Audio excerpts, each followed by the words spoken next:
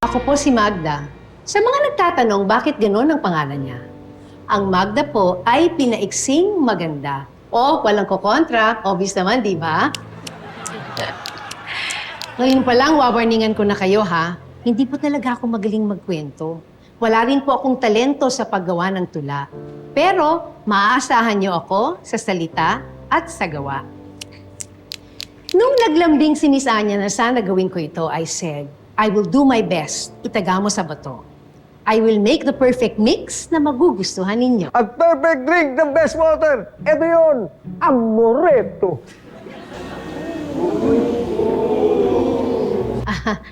I'm really so sorry for my friend. Huwag niyo na lang po siyang papansinin.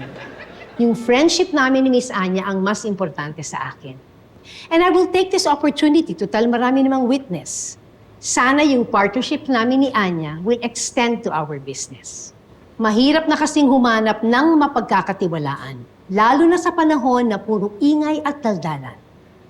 It's nice to have someone who after you put to the test, remains right there beside you and has remained to be the best. Miss Anya and everyone, I will forever be that someone. Someone you can trust, someone who needs no introduction. At dahil birthday mo ngayon, I wish you all the best. The best of health, the best of luck, the At best sana of... sa best water ka mag-invest.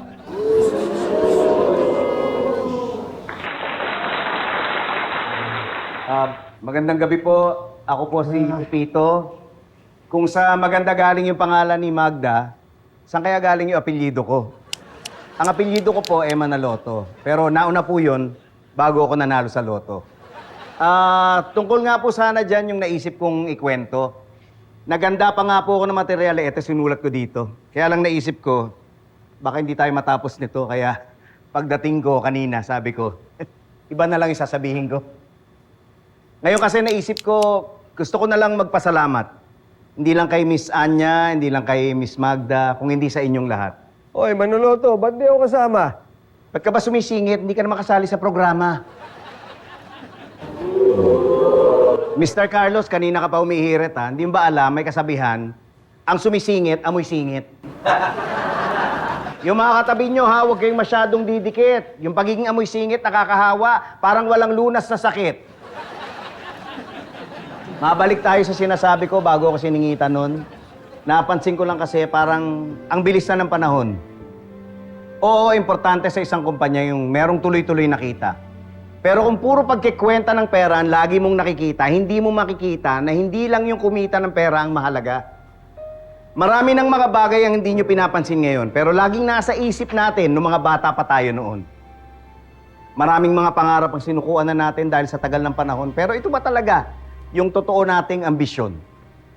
Yung mga kabataan na nagsalita kanina, kitang-kita ko sa kanilang mga mata. Yung bawat salitang binabanggit ng bawat nila, pinagdarasal ko na sana madala hanggang sa pagtanda nila.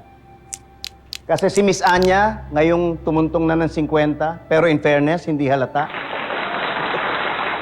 Yung puso niya parang bata, parang hindi tumatanda.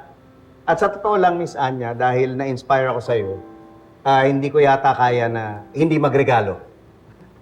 Kaya sana tanggapin mo ang suporta ko sa mga projects mo para sa mga kabataang to. Dahil bilib ako sa kanila, bilib ako sa'yo. Sana dumami pa sila at sana dumami pa ang kagaya mo. Pero teka. Ako lang yun, ha? Ikaw, Miss Magda. Baka you have something to say.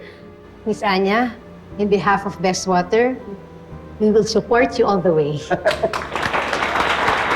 Thank you, Miss Magda. Thank you, Pipito. At sa inyong lahat na nandito, ito na siguro ang pinakamagandang regalo sa lahat na naging birthday ko. Salamat po sa inyo.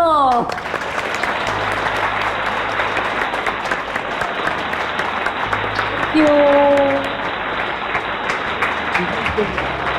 Thank you.